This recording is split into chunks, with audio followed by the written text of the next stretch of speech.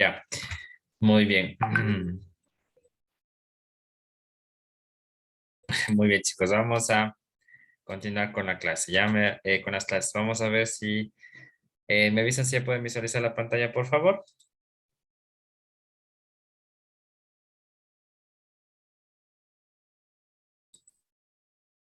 Ya, muchas gracias, chicos. Vamos a continuar con la clase, ¿ya? Si tienen alguna pregunta, igual me la escriban por el chat o me la dicen nomás, ¿ya?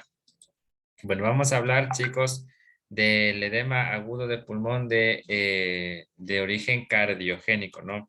Esta también constituye una patología muy frecuente de las cuales ustedes pueden tener presentes en las áreas de emergencias de los diferentes hospitales, ¿no? Debido a que en este caso el edema agudo de pulmón de origen cardiogénico nos lleva, en este caso, a un estado de shock cardiogénico, ¿no? Y vamos a, en este caso, aplicar lo que ya aprendimos dentro de los vasopresores, en donde un paciente presenta un shock, en este caso de origen cardiogénico, y necesitaríamos de la administración de fármacos vasopresores. En este caso, uno de los fármacos vasopresores de elección, en el caso del shock cardiogénico, corresponde a la dobutamina, en las dosis que ya habíamos aprendido, ¿no? Entonces, el edema agudo de pulmón de origen cardiogénico se define como el cuadro clínico secundario a una insuficiencia aguda del ventrículo izquierdo, ¿ya?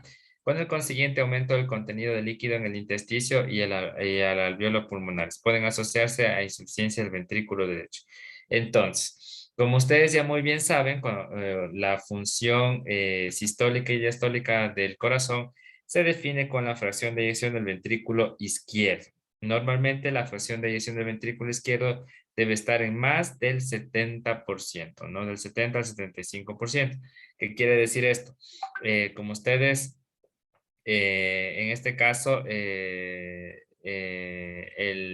paciente tiene un caso de edema agudo de pulmón de origen cardiogénico, significa que existe una acumulación de líquido a nivel intersticial, a nivel pulmonar, y esto puede llevar fácilmente al paciente a un colapso, a un estado de shock, que necesita en este caso la administración, como ya habíamos dicho, de vasopresores, ¿no?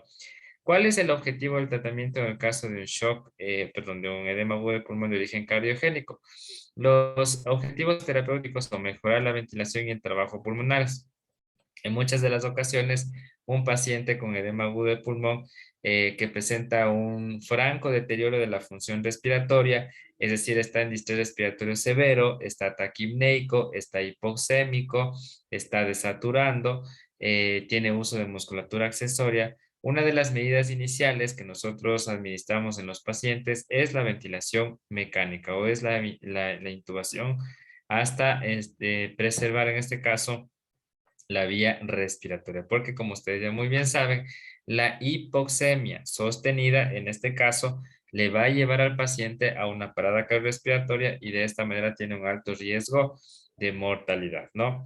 Reducir la hipertensión venocapilar pulmonar mediante la disminución del retorno venoso y el aumento del flujo anterógrado, lo cual igualmente se puede lograr mediante la administración de vasopresores que sean específicos para shocks cardiogénicos, como por ejemplo la dobutamina. Corregir la causa y los mecanismos desencadenantes de un edema agudo de pulmón y de esta manera tendríamos el establecimiento de un tratamiento específico. Entonces, ¿cuáles son las medidas generales que nosotros debemos tener en cuenta en un paciente que tenga un edema agudo de pulmón?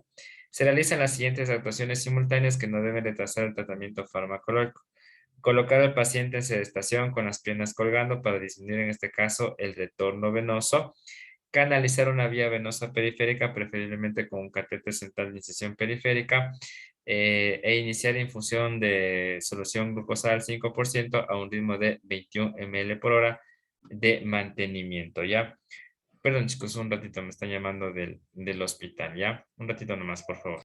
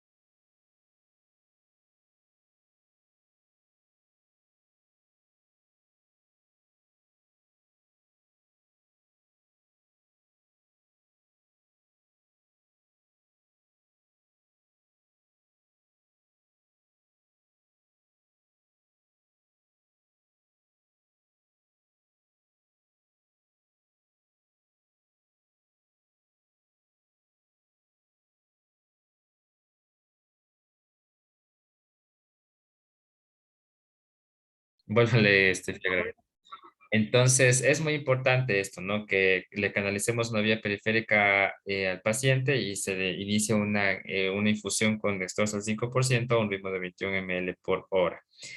Hay que hacer la medición de la presión arterial con periodicidad horaria. Obviamente, estos pacientes, como están inestables hemodinámicamente, si usted dispone o tiene la posibilidad de monitorizar a los pacientes, ellos deberían estar monitorizados, porque constantemente usted tiene que verificar y vigilar cómo está la tensión arterial media, la frecuencia cardíaca, la frecuencia respiratoria y la saturación de oxígeno, ¿no? Por eso es muy importante que tenga una vigilancia estricta del paciente.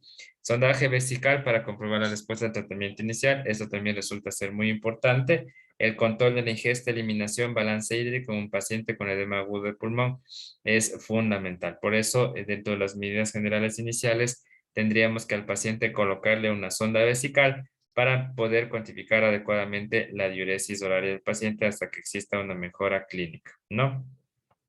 Si existe una hipoxemia grave, definida como una saturación de oxígeno menor al 90% y a pesar de que el paciente se encuentre con oxígeno suplementario, es decir, a pesar de que el paciente esté con oxígeno ya sea por puntas nasales o por mascarilla de oxígeno, y a pesar de eso, que si yo está el paciente con 5, 6, 7, 8, 10 litros de oxígeno y sigue el paciente hipoxémico, saturando con una saturación de oxígeno menor al 90%, y una presión de oxígeno, si usted le hace una gasometría menor a 60 milímetros de mercurio, definimos que el paciente tiene una hipoxemia grave.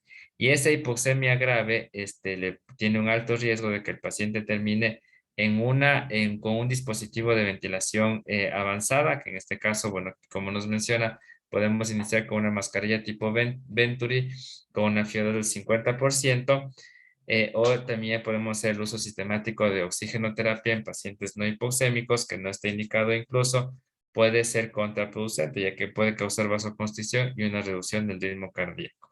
Si el paciente retiene CO2, como puede ocurrir en una enfermedad pulmonar obstructiva crónica, o sea, además, el paciente de tener un cuadro de edema agudo de pulmón ya tiene una intersticiopatía crónica, o sea, ya el paciente tiene una enfermedad pulmonar obstructiva crónica que es muy típica de los pacientes, de nuestros pacientes, ¿no? Con exposición a biomasa. Entonces, esta exposición a biomasa, pues ha llevado al paciente a que ya presente una enfermedad pulmonar obstructiva crónica, ¿no? Y por ende, por esta época, el paciente ya presenta crónicamente un estadio de hipoxemia y en algunas ocasiones el paciente ya es oxígeno dependiente. Y esto, pues, sumado a un edema agudo de pulmón, va a empeorar de manera muy importante el pronóstico de un paciente, ¿no? Y a la vez, ahí deberíamos definir, en base igualmente a la categoría de la enfermedad, si el paciente se beneficiaría o no se beneficiaría de medidas invasivas. ¿Qué quiere decir esto? De intubación y de ingreso a ventilación mecánica. Por eso aquí menciona que la ventilación no invasiva en modalidad de CPAP, que consiste en aplicar en la vía aérea superior una presión continua mayor a la atmosférica sobre la que el paciente respira espontáneamente, mejora la insuficiencia respiratoria en estos pacientes.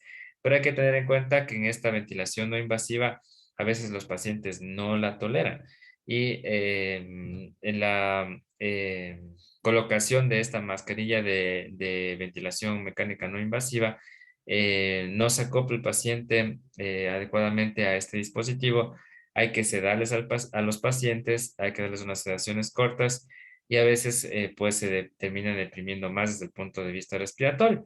Y esto también más bien lleva a un alto riesgo de que el paciente termine en ventilación mecánica, es decir, termine intubado y termine acoplado a un ventilador mecánico. Entonces, ¿qué nos habla aquí de la ventilación mecánica? A pesar de que la decisión debe ser individualizada y como norma general está indicada en las siguientes situaciones. Si el paciente presenta una hipoxemia progresiva, si tiene una presión de oxígeno menor a 50 milímetros de mercurio, a pesar de la administración de oxígeno con concentraciones iguales o superiores al 50% y la aplicación de el CPAP, ¿qué quiere decir esto?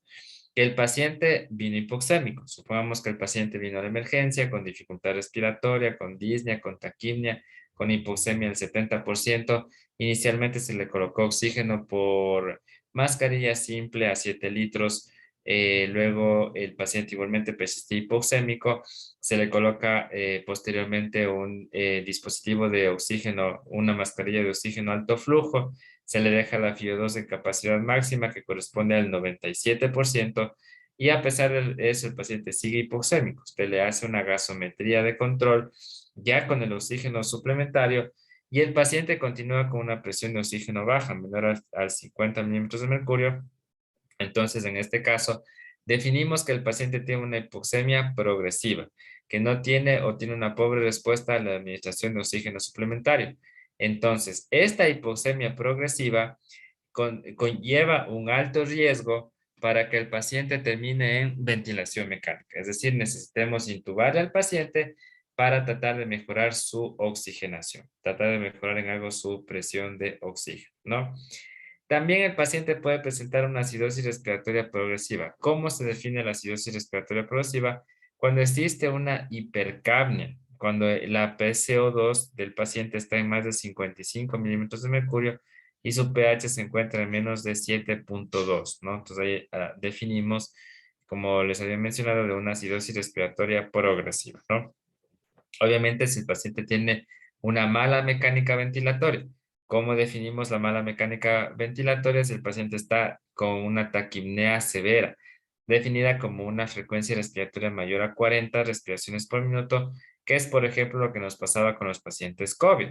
Los pacientes COVID desarrollaban en los casos severos el síndrome de distrés respiratorio agudo o SDRA, definido por un distrés respiratorio severo en el cual se evidenciaba un gran trabajo respiratorio, en este caso definido como una taquimia mayor a 40, una hipoxemia sostenida del paciente, y si nosotros hacemos un análisis gasométrico, definida por igualmente la hipoxemia con una presión de oxígeno menor a 60 milímetros de mercurio y una hipercapnia, ¿no? Con una PCO2 mayor a 50 milímetros de mercurio.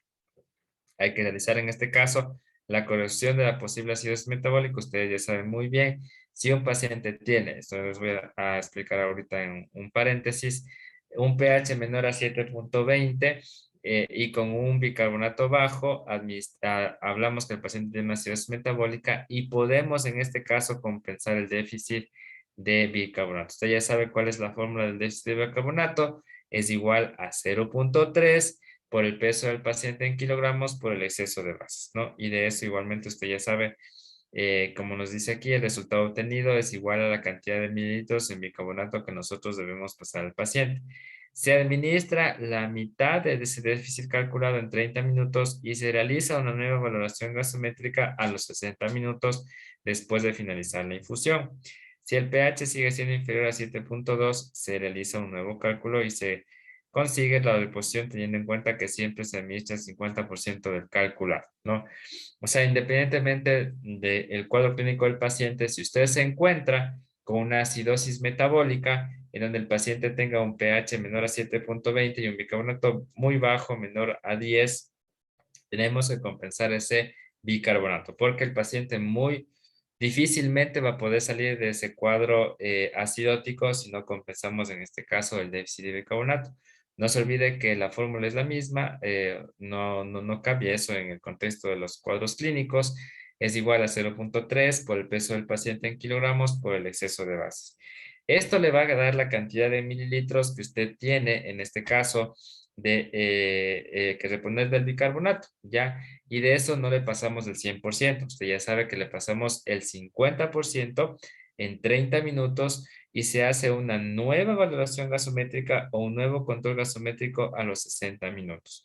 Y se analiza en esa nueva gasometría cómo está el pH del paciente, cómo está la presión de oxígeno, cómo está la presión de CO2 y cómo está el bicarbonato. Y verificamos si esta reposición de bicarbonato que la hemos hecho funciona o no funciona, si el paciente responde o no responde, ¿no? Entonces, bueno, aquí vamos a hacer un pequeño paréntesis, ¿no?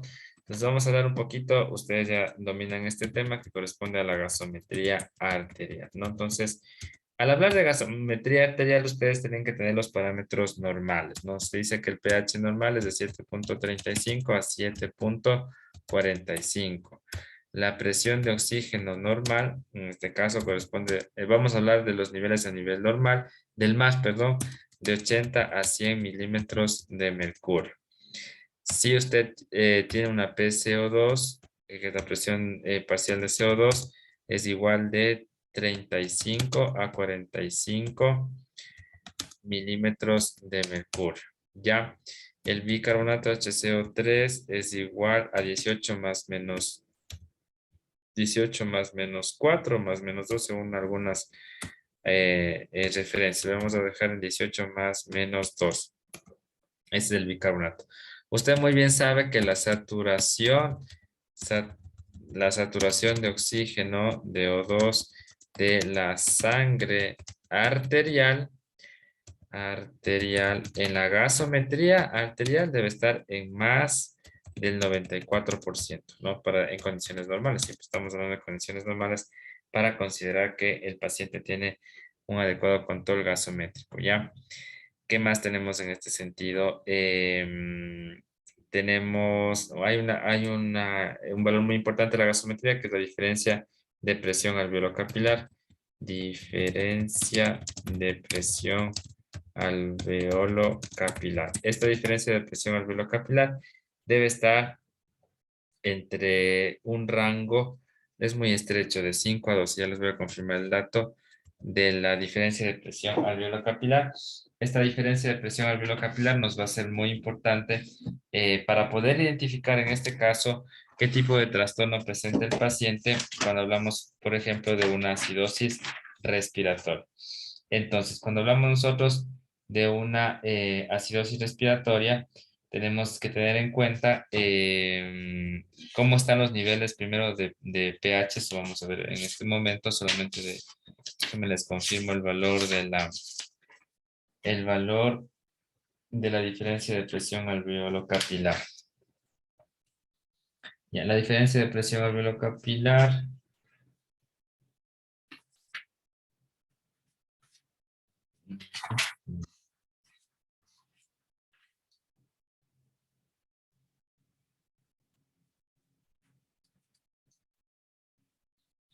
Ya, aquí está la diferencia de presión alveolo-capilar. Es de 5 a 10 milímetros de mercurio, ¿no? De 5 a 10 milímetros de mercurio. Y el exceso de bases es más menos 2, ¿no? Ustedes ya saben muy bien eso. El exceso de bases es más menos 2, ¿ya? Entonces, cuando ustedes tengan en cuenta estos parámetros básicos de la gasometría arterial, que hablamos del pH, hablamos de la presión de oxígeno, estamos hablando en condiciones a nivel del mar, de la presión de CO2, que es de 35 a 85 milímetros de mercurio, del bicarbonato, que tiene un valor aproximado de 18 más menos 2. La serie también nos habla algunos de un rango de 22 a 26. La saturación de oxígeno arterial debe estar en más del 94% y la diferencia de presión alveolo-capilar debe estar de 5 a 10 milímetros de mercurio y el exceso de bases debe ser más menos 2. Entonces, cuando nosotros analizamos una gasometría arterial, obviamente lo primero que debemos analizar si es la gasometría del paciente. A veces nos ha pasado que estamos analizando una gasometría hecho pedazos y el paciente está muy bien, entonces, y no corresponde a ese paciente. Entonces, siempre es importante verificar por norma general que sea la gasometría del paciente que nosotros estamos analizando, ¿no?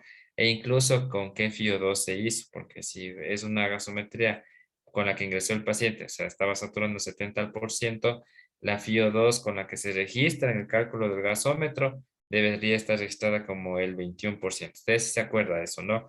Solamente cuando nosotros le administramos al paciente 1 litro, la FIO2 ya no es del 21%. Si me hago entender, ¿qué es la FIO2? Ustedes se va a acordar que la FIO2 es la fracción de inspiración de oxígeno, ¿no? ¿Qué significa esto? Que del 100% de oxígeno que se contiene en la atmósfera, en el aire, nosotros no podemos inspirar el 100% de ese oxígeno para poder realizar el proceso fisiológico de la hematosis que corresponde al intercambio gaseoso. No, no podemos nosotros inspirar el 100%. Tan solo alcanzamos a inspirar el 21% de ese oxígeno atmosférico, ¿no? Entonces, normalmente, si nosotros tenemos una función normal, no estamos enfermos, nuestras unidades alveolo-capilares están normales, Al respirar el aire contenido en el espacio en el cual nosotros nos encontramos, pues inspiramos el 21% de la concentración de ese oxígeno y nuestros pulmones realizan el intercambio gaseoso de oxígeno por CO2 y saturamos más del 90%, ¿no? Ese es en el caso de estar sin hipoxemia. Ahora, cuando un paciente está hipoxémico, significa que, por ejemplo, a nivel de ambato, por estar aproximadamente a 2.700 metros o 2.600 metros sobre el nivel del mar, la saturación de oxígeno normal que nos corresponde a nosotros por la altura a la cual nos encontramos, corresponde a 92% en el pulso oxímetro, ¿no? En el pulso oxímetro. Y no se olvide que en la gasometría arterial debería estar un poco más alta, deberíamos saturar hasta más del 94%, ¿no? Entonces, ¿qué significa esto? Cuando nosotros hacemos el análisis de un paciente que está hipoxémico, ¿qué significa eso? Que ingresó desaturando al área de emergencia, nosotros tenemos que administrarle oxígeno suplementario. Porque, ¿qué significa que un paciente esté hipoxémico? Que sus unidades alveolo-capilares no alcanzan a cumplir el proceso de matosis, porque están con líquido, están con pus, están con sangre, están con trauma, están con aire, etcétera. Diversas causas que pueden ocupar las unidades alveolo-capilares e impedir que este proceso de hematosis se desarrolle normalmente. Ejemplo que está relacionado a la clase que estamos viendo de edema agudo de pulmón, líquido. El pulmón a nivel del intersticio se llena totalmente de líquido y por lo tanto las unidades alveolo-capilares también lo hacen. Y como están inundadas de líquido, como están inundadas de secreciones, las unidades alveolo-capilares dejan de producir un proceso normal de hematosis que se va a manifestar clínicamente en el paciente con la hipoxemia. ¿Qué significa eso? Con la desaturación.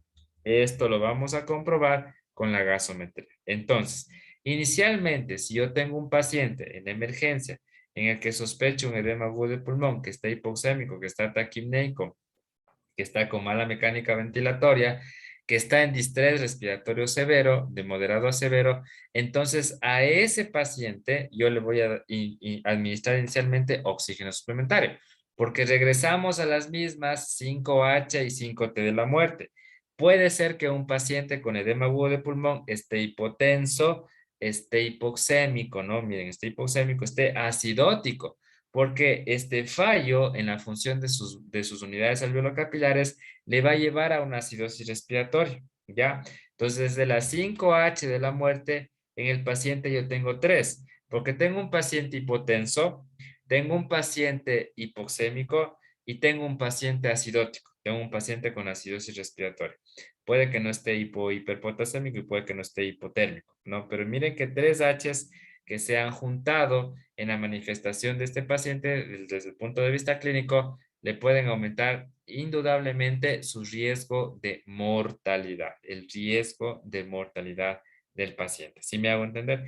Entonces, por esto es muy importante que nosotros inicialmente, acuérdense que en la valoración de las áreas de críticas o de emergencia, lo que estamos analizando en medicina interna, usted tiene que al paciente valorarle en dos o más tiempos. El primer tiempo corresponde a la valoración primaria. El objetivo de la valoración primaria en el área de emergencia es poder identificar si su paciente está estable, está inestable hemodinámicamente o está muerto. Puede ser que usted recibió un paciente con edema agudo de pulmón, pero ya sin signos vitales, o sea, ya llegó muerto. No sé si me hago entender.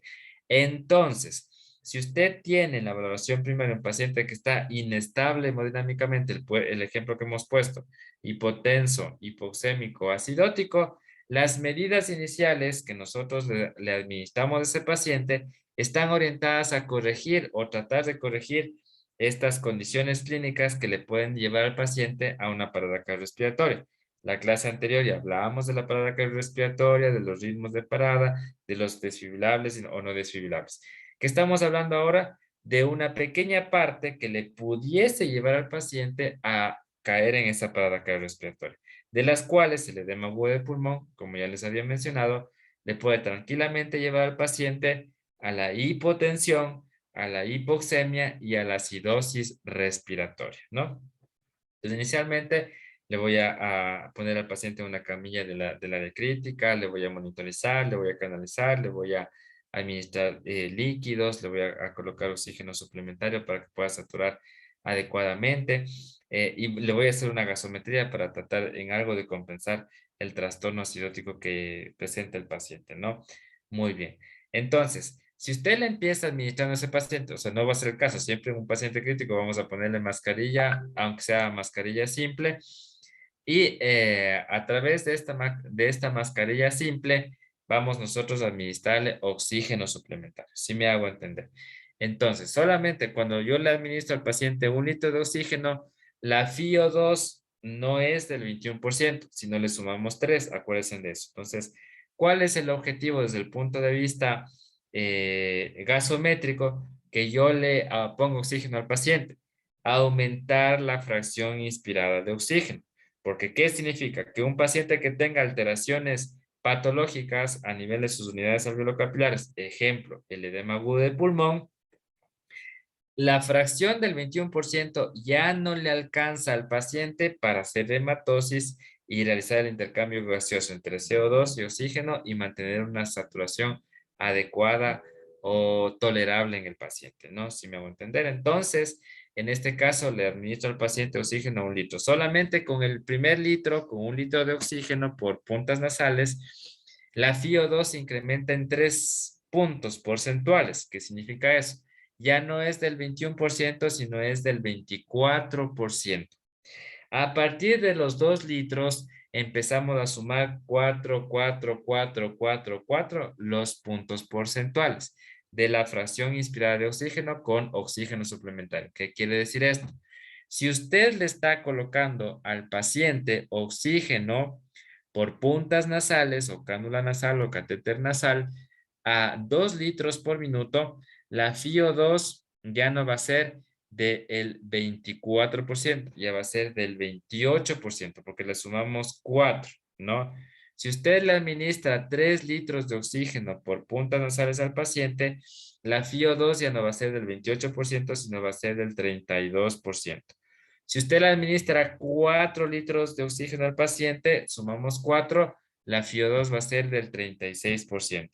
Y si le administra 5 litros de oxígeno, la FiO2 del paciente ya no va a ser 36%, sino va a ser 40%. ¿Qué quiere decir esto? Que si usted le administra oxígeno suplementario a un paciente con lesión hipoxémica, que deberíamos determinar si es de origen cardíaco, si es de origen pulmonar, eso lo vamos a analizar ya en las valoraciones posteriores de los pacientes, en la valoración secundaria, en la valoración en las sus siguientes valoraciones, con el objetivo de determinar si es que estas medidas iniciales de la administración de oxígeno suplementario, que tienen como objetivo inicial aumentar la fracción de inspirada de oxígeno o la FiO2 del paciente para que pueda en este caso saturar mejor. Entonces, los rangos de 1 litro a 5 litros de oxígeno suplementario se suelen administrar por puntas o catéter nasal. A partir de los 6 litros de oxígeno, necesitamos de administrar al paciente un catéter, no un catéter, una mascarilla simple de oxígeno. Puede ser la mascarilla simple, mascarilla con reservorio, mascarilla tipo Venturi, porque ya la FiO2 se va a escapar por las puntas nasales, ¿no? Entonces, tenemos que colocarle al paciente un dispositivo de una mascarilla, ¿no? Una mascarilla simple, una mascarilla de alto flujo, una mascarilla tipo Venturi, ¿no? Y lo máximo que se puede igualmente dar a través de estos dispositivos, a pesar de que, por ejemplo, teóricamente dice que esta mascarilla de alto flujo podemos dar FiO2 hasta el 97%, pero así le pongamos al 97% con 10 litros de oxígeno, 12 litros de oxígeno, el paciente no alcanza a inspirar todo ese oxígeno suplementario. A la final, la FiO2 se va a quedar en 40, máximo un 50%. ¿Sí me hago entender? Que es lo máximo de oxígeno que yo le pudiese ofrecer al paciente por FiO2 modificada o por FiO2 suplementaria en un paciente. Si a pesar de que su paciente tiene una mascarilla de oxígeno de alto flujo con FiO2 del 97%, con 12 litros por minuto de oxígeno, y hasta el paciente 6 horas con el dispositivo y sigue saturando 70% y sigue con frecuencia respiratoria mayor a 40 y con uso de musculatura accesoria, es decir, está en un franco distrés respiratorio, ese paciente es candidato para ventilación mecánica invasiva. Porque, ¿qué quiere decir esto? Que las medidas suplementarias que nosotros le hemos dado al paciente, que pasamos de la FIO2 de 1 litro al 24%, 2 litros, 28%, 3 litros, 32%, 4 litros, 36%, 5 más litros, 40%. Esta FIO2 suplementada a través de estos dispositivos de oxígeno suplementario no me alcanzan para mejorar la saturación de oxígeno del paciente. Por lo tanto, es un paciente que debe estar intubado y en estar intubado, o sea, obviamente si tiene pronóstico, no le vamos a intubar al paciente, le adaptamos a la ventilación mecánica y solamente ahí podemos alcanzar FIO2 del 100%. ¿Sí me hago entender? Porque ¿por dónde va a fugar el oxígeno en un paciente con que esté intubado? No va a fugar por ningún lado. Y más aún si el paciente está conectado a un ventilador mecánico con un circuito de ventilación mecánica cerrado, que son los famosos circuitos de ventilación que se utilizaron durante la pandemia y que estaban en este caso, estaban en este caso alterados, ¿no? Alteradas ¿cómo se llama? Estos valores, ¿no? Entonces, solamente ahí podemos, en este caso, en el paciente justificar la ventilación, ¿no? Y siempre inicialmente la ventilación mecánica se inicia con parámetros básicos, ¿no? ¿Cuáles son los parámetros básicos de la ventilación mecánica? Usted igual lo puede poner, ¿no? ¿Cuál es el modo?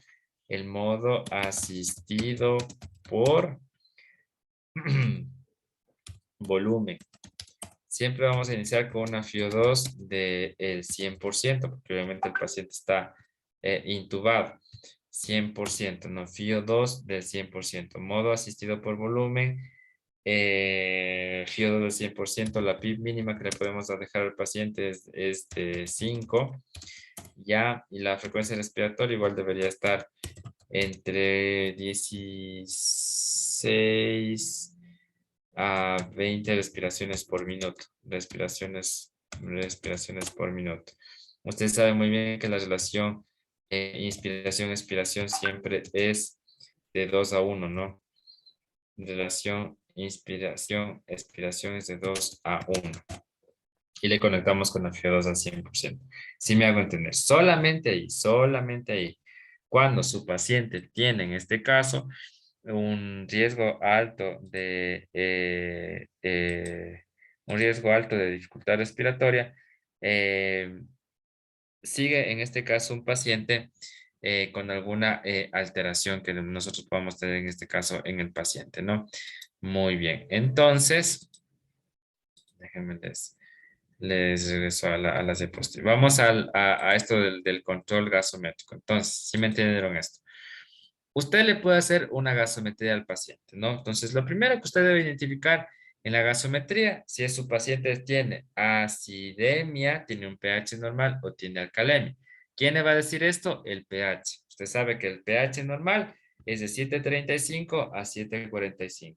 Si el pH del paciente está en menos de 7.35, hablamos de acidemia, porque es lo primero que usted tiene que identificar. Si la sangre del paciente tiene acidosis, tiene alcalosis, o está normal. Entonces, una de las primeras nociones, como habíamos mencionado, es identificar si el paciente tiene el pH bajo, si tiene un pH menor a 7.37, un pH normal o un pH alto.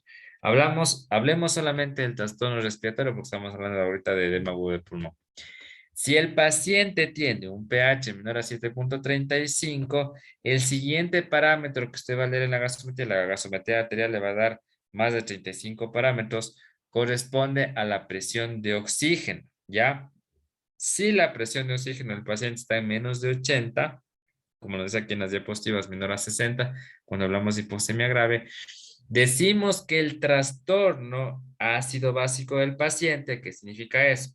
Que la acidosis que tiene el paciente es producida por un trastorno respiratorio, porque usted está en este caso teniendo en cuenta que la presión de oxígeno está baja en el paciente, ¿no? Entonces eso nos dice o nos es indicativo de que el paciente tiene un trastorno de tipo respiratorio. Por eso, por lo que está en este caso disminuida la presión de oxígeno del paciente, ¿ya? Ahora, el siguiente parámetro que nosotros vamos a leer cuando el paciente tiene bajo el pH, baja la presión de oxígeno, y así ya le dimos nombre y apellido al trastorno, es una acidosis respiratoria. Vamos a analizar la PCO2. La PCO2 normal es de 35 a 45 milímetros de mercurio aproximadamente, y la PCO2 en un trastorno respiratorio le va a hablar de la etiología o la probable etiología, es decir, de la probable causa, en este caso, del trastorno respiratorio. Si su PCO2 está normal o baja, significa que esa acidosis respiratoria está provocada por una insuficiencia respiratoria parcial. ¿Qué significa esto? Que una parte de los alveolos o de los pulmones está afectada y por eso el paciente ya está entrando en acidosis respiratoria, ¿no? Pero todavía no es una insuficiencia respiratoria global, es una insuficiencia respiratoria parcial. ¿Quién me dice en el parámetro gasométrico si es una insuficiencia respiratoria parcial o es una insuficiencia respiratoria global? La presión de CO2, la presión de dióxido de carbono, CO2, ¿ya? Si el paciente presenta una PCO2 elevada, como nos dice aquí en la presentación, en el resumen del capítulo, con más de 50 milímetros de mercurio, significa que las unidades alveolocapilares de este paciente o de esta paciente están afectadas de manera global, ¿no? Y por lo tanto, como está alterada en este caso o afectada de manera global, el paciente tiene una insuficiencia respiratoria, ya se ha dicho global, por aumento de la PCO2. Si me hago entender. Entonces, miren, si usted tiene pH bajo, menor a 7.35, PO2 baja, menor a 80, digo, el paciente o la paciente tiene una acidosis respiratoria. Me voy a leer la PCO2. Si la PCO2 está normal o baja, digo, esa acidosis respiratoria es provocada por una insuficiencia respiratoria parcial. Pero si usted tiene pH bajo, menor a 7.35, presión de oxígeno baja, menor a 80 milímetros de mercurio, y la PCO2 está alta, significa que el paciente tiene una insuficiencia respiratoria global, porque una parte global o importante de las unidades alveolocapilares ya no están cumpliendo con este fenómeno, no es un fenómeno, con este proceso fisiológico del intercambio gaseoso, de la hematosis. ¿Sí me hago entender? Es lo que antes se llamaba insuficiencia respiratoria tipo 1, insuficiencia respiratoria tipo 2, pero es confuso. ¿Qué entiendo por tipo 1? ¿Qué entiendo por tipo 2? Por eso se cambió esa nomenclatura. La misma Asociación Americana de Cuidados Críticos le cambió esa denominación. Le dijo, no, a ver, si nosotros tenemos un pH bajo, una presión de oxígeno baja y tengo un bicarbonato, no, tengo una PCO2 normal o baja, hablo de un trastorno por insuficiencia respiratoria parcial, que antes se llamaba insuficiencia respiratoria tipo 1. Si usted tiene una PCO2 alta, más aún si ya tiene más de 50 milímetros de mercurio de más de 50 milímetros de mercurio de PCO2, decimos que el paciente tiene hipercapnia. Estamos con aumento de la concentración de CO2 y por lo tanto esa acidosis respiratoria está provocada por un cuadro de insuficiencia respiratoria global. El siguiente parámetro que yo voy a leer en el caso de un trastorno acidótico respiratorio es el bicarbonato. Cuando nosotros leamos el bicarbonato en el control gasométrico, nos vamos a acordar de los sistemas de taponamiento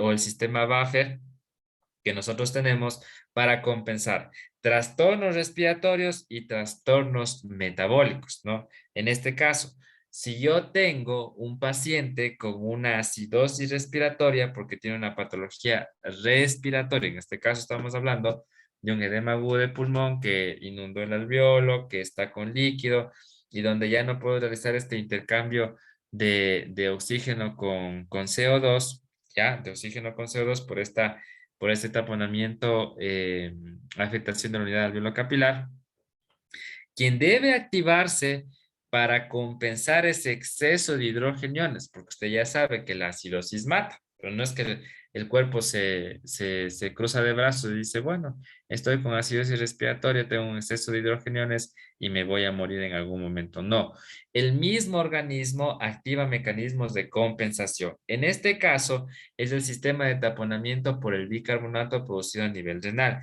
¿Qué quiere decir esto?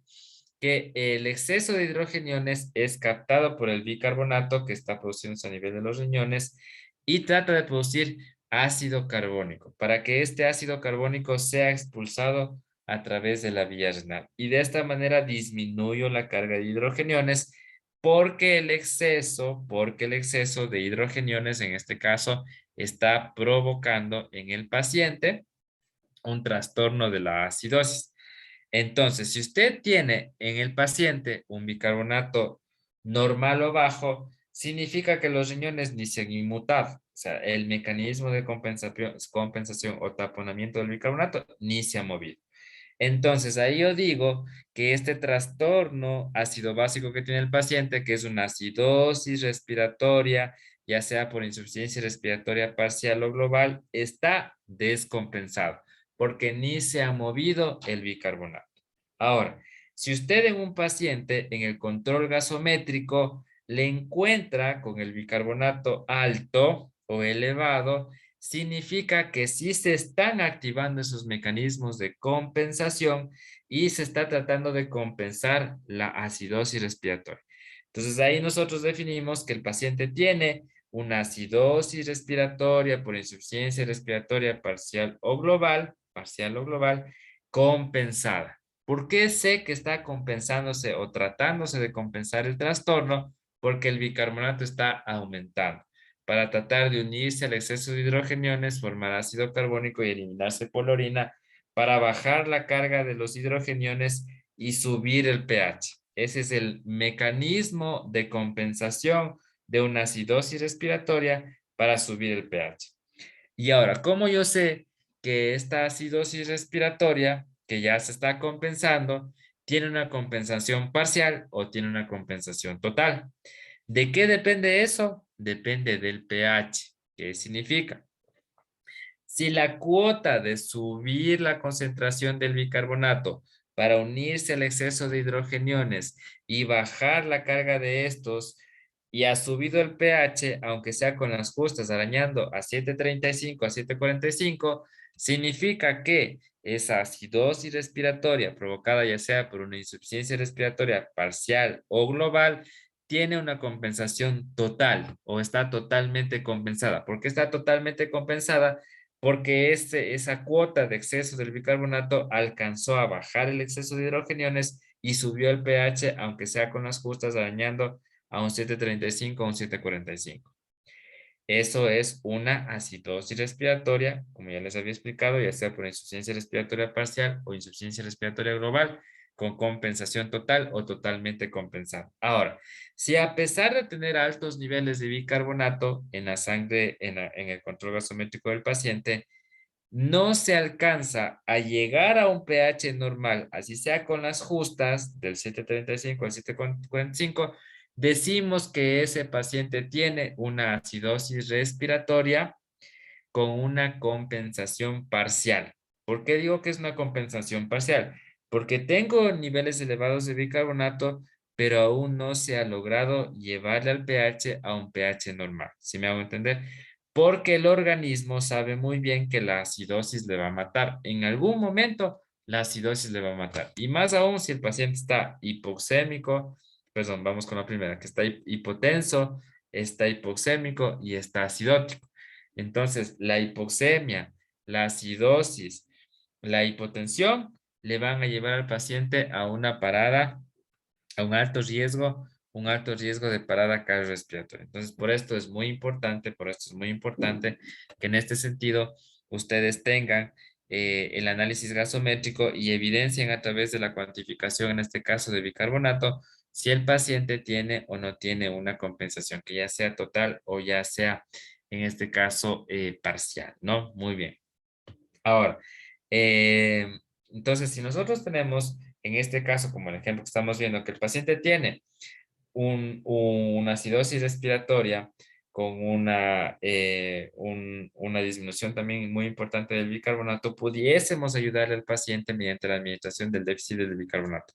Sobre todo con pHs muy, muy, muy bajos, pHs menores de 6,9, ya les había indicado que es altamente incompatible con la vida, y si tienen bicarbonatos muy bajos, menores a 10, podemos en este caso compensar el déficit de bicarbonato para ayudarle en este caso a compensar la acidosis del paciente, ¿no? Si me hago entender. Entonces, realmente el riesgo de que un paciente hipotenso, hipoxémico, acidótico fallezca es alto, más aún si es que tenemos un cuadro de edema agudo de pulmón que no se le identifica a tiempo y que no se le da el soporte necesario, tanto desde la valoración inicial del paciente o la valoración primaria y las subsiguientes valoraciones, valoración secundaria, valoración terciaria que podemos tener en los pacientes, ¿no? Muy bien. Sí me entendieron, chicos, esta parte de la gasometría. Sí es muy importante que ustedes se acuerden de eso porque podemos hacer con todos los gasométricos, identificar qué tipo de trastorno tiene el paciente y poder identificarlo, ¿no? Ahora hemos hablado tan solo de la presión, tan solo de la gasometría arterial, ¿no? Para trastornos acidóticos de tipo respiratorio. Ahora, no sé si tienen alguna pregunta, por favor. Si tienen alguna pregunta, me pueden escribir al chat o por favor me preguntan nomás, ¿no? Muy bien. Este dato gasométrico de la diferencia de presión alveolar es muy importante, que sea de 5 a 10 milímetros de mercurio, porque si usted tiene una diferencia de presión alveolar mayor a 10 milímetros de mercurio, significa que la membrana de filtración, de la membrana en la membrana alveolo-capilar que está a nivel pulmonar, está soportando grandes presiones. Entonces, ¿y por qué está soportando grandes presiones? Porque tiene sangre, porque tiene pus, porque tiene aire, por millón cosas. Entonces, esto hace que el paciente, en este caso, experimente un trastorno respiratorio que se evidencia igualmente por el aumento de la diferencia de presión alveolo-capilar, que no se olviden en condiciones normales, debería estar de 5 a 10 milímetros de mercurio, ¿no? Muy bien. Vamos a hablar un poquito del tratamiento farmacológico. Decimos que la utilización de uno u otros fármacos depende de las cifras de la presión arterial, como la normotensión, la hipertensión o la hipertensión o la hipotensión arterial. Es decir, si el paciente está chocado o no está chocado. Es decir, si está estable o está inestable hemodinámicamente. Entonces, ¿cómo definimos eso? Si usted tiene un paciente normotenso, para establecer los criterios terapéuticos se considera como normotensión a las cifras de presión arterial sistólicas que oscilan entre 90 y 160 milímetros de mercurio. Ya ahí definimos que el paciente podría estar normotenso. En esta situación se utilizan los fármacos que se describen a continuación. La nitroglicerina. La nitroglicerina es un fármaco que mejora en este caso la perfusión sanguínea mediante la vasodilatación. Vienen en ampollas de 5 mililitros con 5 miligramos y 10 mililitros con 50 miligramos. Es decir, cuando nosotros manejamos nitroglicerina, o puedo tener ampollas de 5 miligramos o ampollas de 50 miligramos. Se administran por vía intravenosa en dosis inicial de 20 microgramos por minuto, para lo cual se diluyen, como dice aquí, 15 miligramos de la nitroglicerina, es decir, 3 ampollas de 5 ml, en 3 ml o 3 ml de presentación de 50 miligramos, en 250 de solución estrosal 5%, y se infunde a una dosis de 7 gotas por minuto o 21 ml hora, ¿no?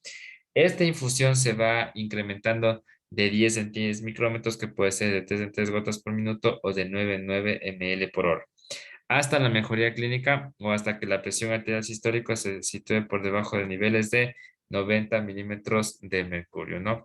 Hay que tener especial precaución cuando este fármaco se administra en pacientes con estenosis mitral o aórtica grave, porque también puede producir un mayor colapso cardiovascular. Para la administración de dosis correcta de nitroglicerina e infusión intravenosa, el preparado debe diluirse en un frasco de cristal, no de plástico. Es lo que nos recomienda en este caso las guías, ¿no? Muy bien, entonces como decimos aquí, La nitroglicerina es un vasodilatador potente que nosotros podemos utilizarle cuando el paciente presenta un estado de hipertensión, perdón, arterial y poder, en este caso, tratar de disminuir las presiones arteriales medias del paciente para tener, o la presión arterial sistólica para tener un adecuado ritmo de perfusión en el paciente, ¿no? Muy bien. Vamos a seguir hablando de la furosemida. También es otro fármaco, no es un diurético. Como ustedes ya muy bien conocen, vienen ampollas de 20 miligramos, se administran una dosis inicial de 40 miligramos o dos ampollas por vía intravenosa. Posteriormente puede pautarse una dosis de 20 miligramos cada 6 horas por la misma vía o puede modificarse para conseguir una diuresis de 100 ml por hora o le debemos de administrar al paciente una bomba de infusión de furosemida, ¿no? Pero inicialmente el manejo inicial corresponde a lo que hemos mencionado. Tenemos las ampollas de la furosemida 20 miligramos y se administra una dosis inicial de dos ampollas o 40 miligramos por vía intravenosa, ¿no? Y podemos dejarle hasta 20 miligramos intravenoso cada 6 horas. Morfina. Su uso en la actualidad está desaconsejado, ya que estudios recientes han demostrado que la administración de morfina en estos procesos que estamos hablando, por ejemplo, de edema agudo de pulmón, se asocia con un aumento de los eventos adversos que incluyen una mayor frecuencia de ventilación mecánica prolongada, hospitalización y mayor mortalidad. Clásicamente se ha administrado la morfina en ampollas de 1 ml con 10 ml y 20 y 2 ml con 40 miligramos en dosis inicial de 4 miligramos por vía intravenoso a una dosis de 2 miligramos por minuto, es decir, 4 ml de dilución. Se obtiene al añadir 9 ml de solución salina fisiológica al 0,9% al contenido de una ampolla de la morfina de 10 miligramos y tiene una relación de 1 miligramo por ml.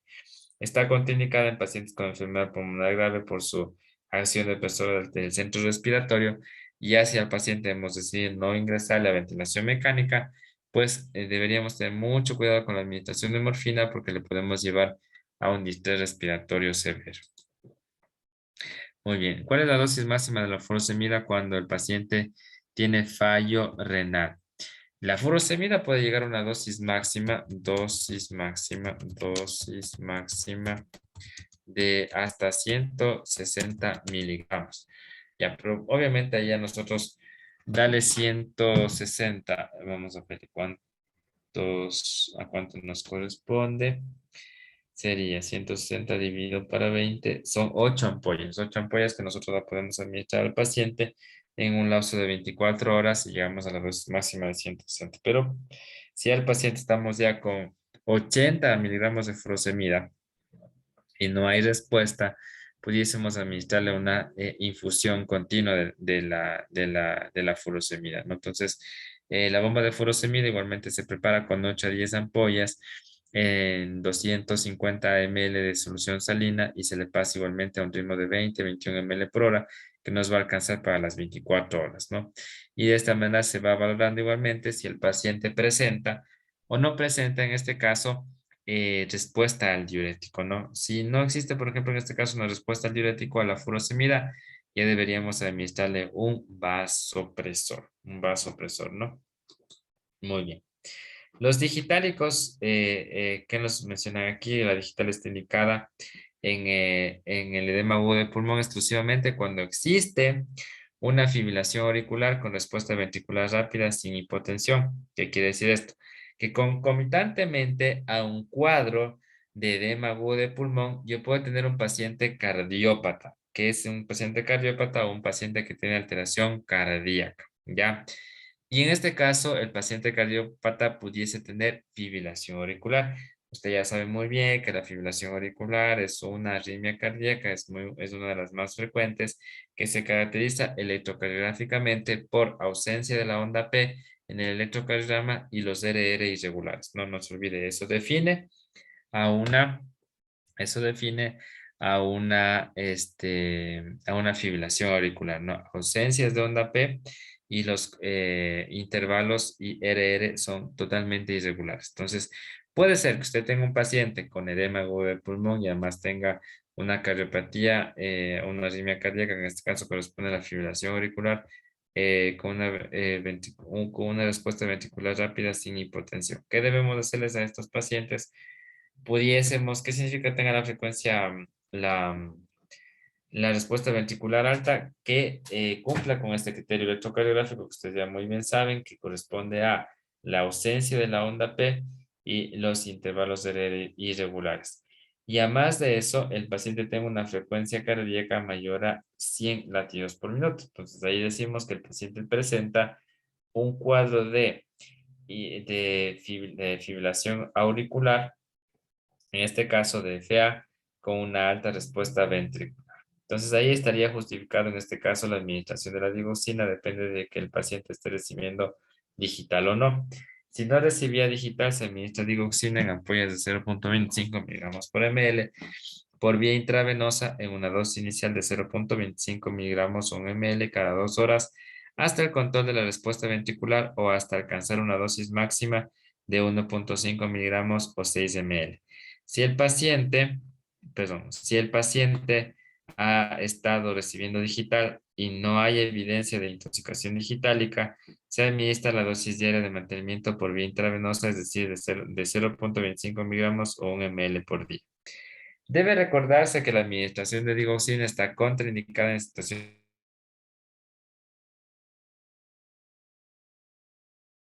de una miocardiopatía hipertrófica obstructiva, igualmente porque podemos aumentar el fracaso de bomba del paciente y ahondamos más su estado de shock, en este caso en shock cardiogénico. Vamos a hablar un poquito de los vasopresores. Ya hemos hablado que la dopamina, según la dosis de la cual infundamos al paciente, puede tener dosis dopaminérgica, dosis beta-adrenérgica y dosis alfa-adrenérgica. En este caso, la dopamina viene en ampollas de 200 miligramos. Está indicada en el edema agudo de pulmón con normotensión cuando no responde a medidas previas y puede utilizarse sola o en combinación con nitroglicerina por vía intravenosa. Pero ya utilizar dopamina en un paciente con un edema agudo de pulmón de origen cardiogénico implica que el paciente mínimo debe estar en cuidados intermedios o en cuidados críticos o en terapia intensiva, porque estamos manejando vasopresores. Se inicia la administración en dosis de 3 microgramos por kilo minuto, para lo cual se diluye una ampolla de la dopamina de 200 miligramos en 250 ml de dextrosa al 5% y se infunde a una velocidad de 5 gotas por minuto o 15 ml por hora. Esta dosis puede incrementarse progresivamente hasta conseguir una diuresis de más de 35 ml por minuto hasta un máximo de 20 micrómetros por kilo por minuto. ¿Qué quiere decir esto? Si ya llegamos a la dopamina, una dosis máxima de 20 micrómetros por kilo minuto, debemos, en este caso, asociar el vasopresor para alcanzar el efecto terapéutico deseado, porque no le puedo seguir aumentando más la dopamina porque llega a su dosis máxima. La dosis máxima de la dopamina es 20 microgramos por kilo por minuto. Yo no le puedo seguir aumentando más la dosis en el caso que el paciente no tenga respuesta. Dobutamina. Ustedes ya saben muy bien que la dobutamina es un vasopresor específico para los shocks de origen cardiogénico. La dopamina viene en ampollas de 250 miligramos y está indicada igualmente en el caso de un edema agudo de pulmón en ausencia de hipotensión grave cuando persista la inestabilidad hemodinámica a pesar de la infusión de la dopamina en dosis máximas. Se inicia la administración en dosis de 5 micrómetros por 5 microgramos, por kilo minuto, para lo cual se diluye una ampolla o 250 miligramos de dobutamina en 250 ml de solución de dextrosa al 5% y se infunde a un ritmo de 21 ml hora. La dosis puede incrementarse progresivamente, igualmente hasta alcanzar una dosis máxima de 20 microgramos por kilo minuto, ¿ya? Pero esto está como estandarizado, no es para un paciente estándar que viene a la emergencia. Pero yo ya le enseñé a usted a calcular la infusión de los vasopresores. No se olvide que existe una fórmula general que nosotros siempre la aplicamos, que es la dosis del vasopresor por el peso del paciente en kilogramos por 60 dividido para la constante de concentración. ¿De dónde viene la constante de concentración en los fármacos vasopresores? De cómo lo diluyamos o cómo, cómo es la dilución de las ampollas en los diferentes volúmenes de solución. Por ejemplo, miren, aquí hablamos de la dobutamina y nos dice que se va a preparar, se inicia la administración de dosis de 5 una ampolla de 250 miligramos en 250 ml de solución salina y le van a pasar a 21 ml por hora, ¿no? Y no se olvide que la dosis máxima de la dobutamina es de aproximadamente 20 micrómetros por kilo minuto. Y ya no se sube la dosis porque ya llegamos a dosis máxima, en este caso de vasopresor. ¿Qué hacer en un paciente en cambio hipertenso? Se considera hipertensión arterial cuando la presión arterial sistólica está igual o más a 160 milímetros de mercurio o la diastólica está en más de 110. Entonces ahí sí decimos que el paciente tiene una hipertensión severa en cualquier contexto clínico y más aún en este caso de un paciente con edema agudo de pulmón de origen cardiogénico que nos habla igualmente este dato de la inestabilidad del paciente. El tratamiento se basa en la administración de los mismos fármacos con las mismas dosis y por la misma vía en el edema agudo de pulmón con normotensión. Sin embargo, cuando a pesar de la administración de nitroglicerina y furosemida por vía intravenosa persistan cifras de presión arterial elevadas, debe administrarse captopril, comprimidos de 25 miligramos en dosis inicial de 25 miligramos por vía sublingual. Esta dosis se repite al cabo de 10 a 20 minutos si fuese necesario. En el caso de hipotensión, ¿qué decimos en la hipotensión? Se considera hipotensión cuando la presión arterial sistólica está por debajo de los 80 milímetros de mercurio. En estas circunstancias está contraindicada la administración de la nitroglicerina y la dobutamina y hay que tener precaución con la utilización de diuréticos y furosemida. Tenemos que más bien inicialmente tratar de elevar un poquito la presión mediante la administración de soluciones, como vamos a ver aquí, o también recurrir al uso de los vasopresores. En cuanto al tratamiento, se realiza igualmente con dopamina, dosis de los 200 miligramos, vienen ampollas de 200 miligramos, una dosis inicial de 5 microgramos por kilo minuto por vía intravenosa, para lo cual se diluye una ampolla o 200 miligramos en 250 ml de solución de dextrosa al 5%, de dextrosa al 5% y se infunde a una velocidad de 10 gotas por minuto o 30 ml por hora. Esta dosis puede incrementarse progresivamente hasta conseguir una presión arterial sistólica, no se olvide, es el objetivo del tratamiento de un paciente hipotenso, mayor a 90 milímetros de mercurio y mantenga una adecuada diuresis mayor a 35 ml por hora, hasta un máximo de 20 microgramos por kilo minuto del vasopresor o alcanzar 40 horas por minuto o 120 ml por hora. Si la hipotensión no se resuelve y con estas medidas está indicada la noradrenalina, usted ya sabe bien que se administra inicialmente una dosis de 0.05 microgramos por kilo minuto por vía intravenosa, para el cual se diluye una ampolla de 10 miligramos de los 150 cc de dextrosa al 5% y se infunde a una velocidad de 6 ml hora para un paciente que pesa 70 kilos. Esta dosis debe incrementarse progresivamente hasta alcanzar un máximo de 0.5 microgramos por kilo minuto, es decir, 18 watts por minuto, ¿no? Y también el tratamiento etiológico es muy importante cuando usted ya ha aplicado las medidas iniciales, el soporte vital básico en el paciente, en el contexto ya de una alteración crítica, le podemos establecer un tratamiento pero de origen etiológico, es decir, primero estabilizar al paciente, identificar si eso no es un edema agudo de pulmón, si cuenta con los recursos, en este caso necesarios, para terminar un tratamiento, ¿no? Entonces, como dice aquí, dentro del tratamiento etiológico, además de las medidas generales y del tratamiento farmacológico descrito, se recomienda identificar factores causantes o desencadenantes de la descompensación e iniciar su tratamiento específico. Y para ello se utiliza la mnemotecnia CHAP, que es decir, si usted en este caso tiene em, este problema de un paciente que súbitamente presenta disnea, que está hipoxémico, etcétera, podemos pensar en el CHAM. ¿Qué es el CHAM?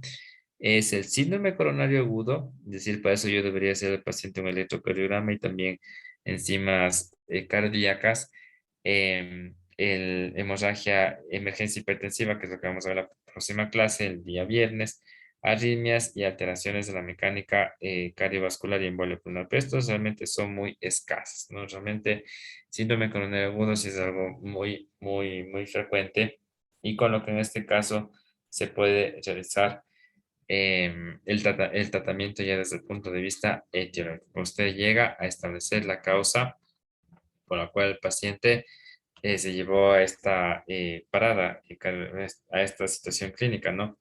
Este síndrome de estrés respiratorio severo, que puede ser un infarto no identificado o no intervenido, una emergencia hipertensiva cuando la presión arterial se le sube más de 140-90 milímetros de mercurio, arritmias cardíacas, alteraciones mecánicas cardiovasculares y embolia pulmonar. ¿Ya? Muy bien, chicos. ¿Alguna pregunta que tengan, por favor, con respecto a el edema de pulmón de origen respiratorio? ¿Alguna pregunta? ¿Sí entendieron, por favor? Ya, entonces no se olvide de lo que hemos aprendido, ¿no? La identificación de un paciente con alto riesgo de presentar un edema agudo de pulmón. Generalmente son procesos súbitos, son procesos en el cual la disnea paroxística, pero no es disnea paroxística nocturna, la disnea aparece súbitamente, ¿no? Y el paciente puede presentar este trastorno. Entonces, el manejo inicial que nosotros le realizamos en emergencia, no se olvide, la valoración primaria tiene el objetivo de identificar si el paciente está estable o está inestable hemodinámicamente. Que tiene que recordar que un paciente con edema agudo de pulmón de origen cardiogénico fácilmente puede caer en situaciones de H de la muerte, como la hipotensión, como la hipoxemia y como la acidosis, porque ya identificamos que el paciente puede presentar una acidosis de tipo respiratorio. Entonces, en estos conceptos, en estas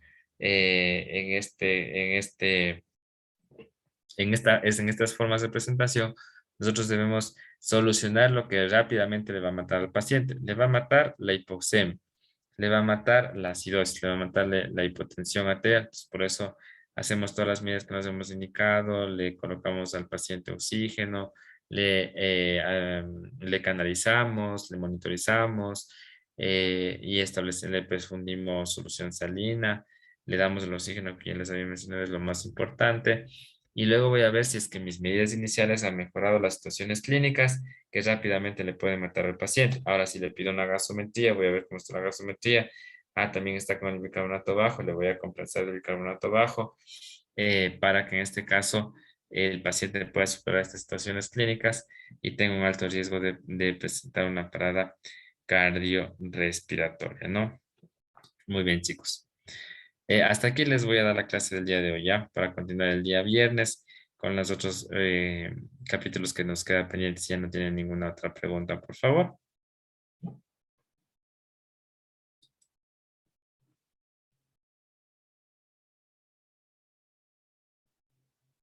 Ya, el captopril viene en dosis de 25 y 50 miligramos, ¿no? Igualmente la dosis máxima del captopril puede llegar a ser los 100 miligramos en 24 horas. El captopril es un YECA que nos puede, en este caso, bajar la presión arterial. Eso igual precisamente vamos a ver la próxima clase, que es lo de la urgencia hipertensiva o emergencia hipertensiva. Ya déjenme le confirmo el dato. Entonces, en una emergencia hipertensiva, pudiésemos en este caso nosotros utilizar el captopril para el tratamiento de una emergencia o urgencia hipertensiva, ¿no? Y también hay la forma sublingual, ¿no? No tengo que en emergencia, debe estar en la urgencia hipertensiva.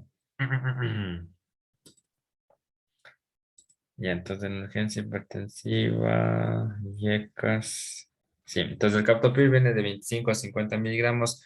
La dosis inicial es de 25 miligramos y puede repetirse cada 30 minutos si es necesario, hasta un máximo de 100 miligramos, ¿no?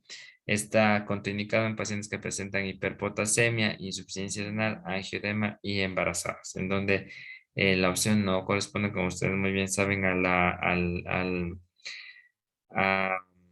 al captopril, sino corresponde al nifedipino, perdón, al nifedipino como vasodilatador e hipotensor en el caso de una hipertensión inducida en el embarazo o preeclampsia. Muy bien. no puede llevarle el captopril una dosis de 100 miligramos una hipertensión de rebote. No, o sea, si ya usted tiene un paciente que no le responde al captopril, debemos ya buscar administrarle bombas de nitroprusiato o bombas de nitroglicerina, lo que nos dispongamos, o administrarle un hipotensor parenteral como el abetalol, como el enalapilato, que también es una opción que nosotros tenemos en los hospitales, que viene en una dosis de 1,25 miligramos, ¿no? Eso precisamente vamos a ver la próxima clase. Vamos a hablar emergencia hipertensiva y urgencia hipertensiva. ¿Qué hacer en cada uno de estos escenarios, no? Muy bien, chicos. Entonces, si ya no hay ninguna otra pregunta, llegamos hasta aquí a la clase ya. Por favor, para conectarnos el día viernes, ¿ya?